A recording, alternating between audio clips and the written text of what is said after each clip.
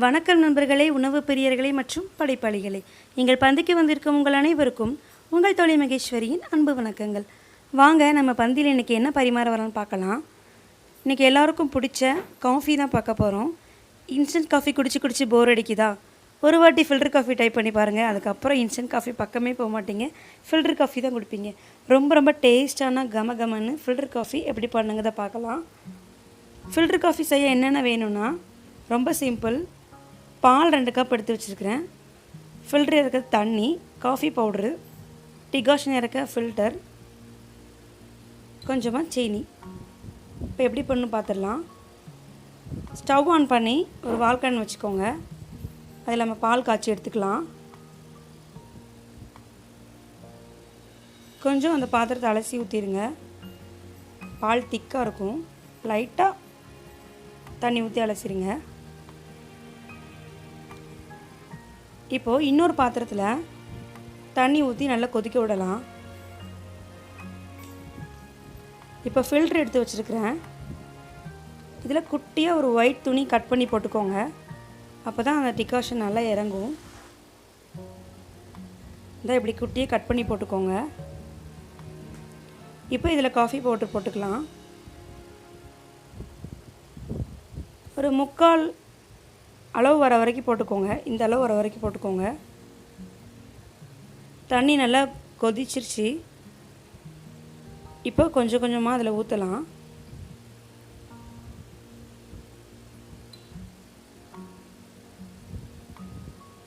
கொஞ்சமாக சுற்றி ஊற்றி விடுங்க.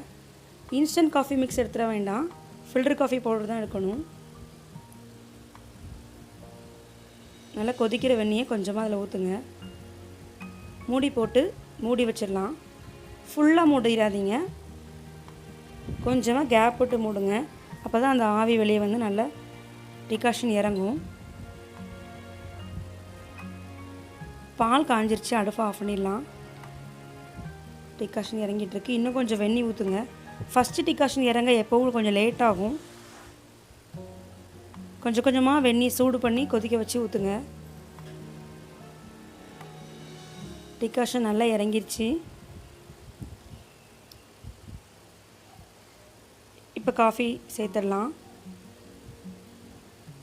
உங்களுக்கு எவ்வளோ சீனி ஆட் பண்ணுவீங்களோ போட்டுக்கோங்க. நான் 3 டேபிள் ஸ்பூன் போடுறேன். நம்ம எடுத்து வச்சுருக்க ஃப்ரெஷ் டிகாஷன் அதில் ஊற்றிடுங்க. ஸ்மெல்லே சூப்பராக இருக்குது.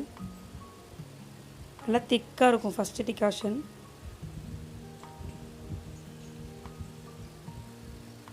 காய்ச்சின பால் அதில் ஊற்றிக்கோங்க.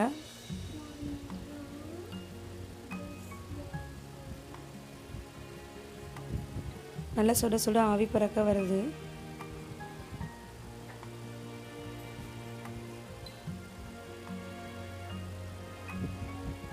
ஆற்றிடலாம்.